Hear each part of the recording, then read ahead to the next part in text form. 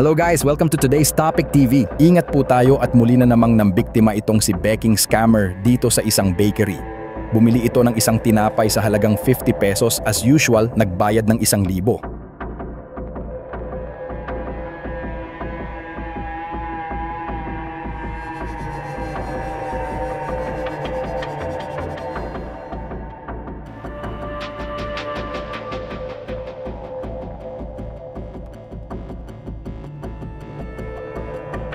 Subalit nang susuklian na ito ng tindera, ay nagbigay ito ng 50 pesos para bawiin ang 1,000 niya.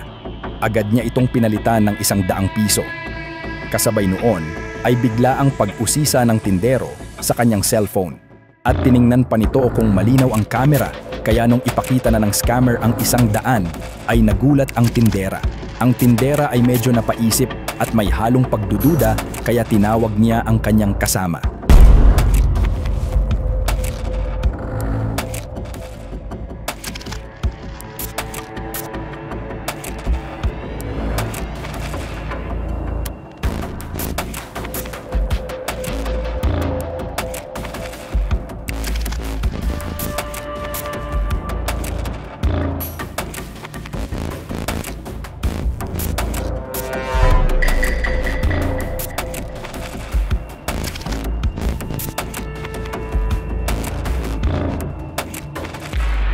Subalit inunahan sila ng pangdadarag ng scammer, kaya ang tinderay biglang bumigay at nag-abot ulit ito ng 1,000.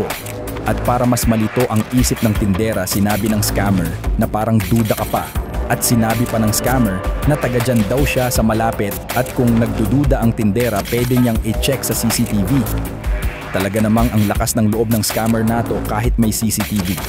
Sinabi naman ng tindero na okay na, kaya't umalis na rin ang scammer. Subalit agad na na-review nila sa CCTV na 1,000 nga ang binigay ng tindera at hindi 100. Sinubukan nilang habulin ito, ngunit nakaalis na dahil sumakay agad ito ng kotse. Umasenso na talaga si Beking scammer dahil dati motor lang ang kanyang service sa pang-i-scam.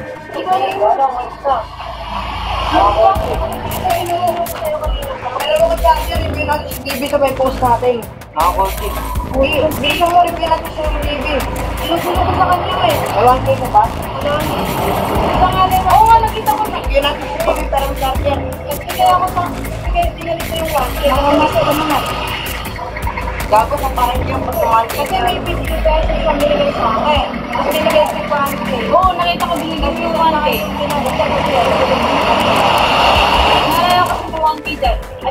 Dapat sinabi mo agad. Masuntukan tayo. Sinabi mo agad.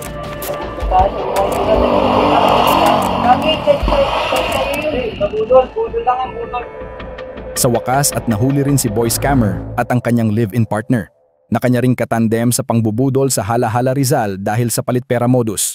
Muli itong nambiktima sa isang tindahan at nakunan pa ng CCTV ang kanilang pang-i-scam. Naaresto ang dalawa ng masita sa isang checkpoint dahil sa wala silang suot na helmet. Tumanggi namang magbigay ng pahayag ang dalawa.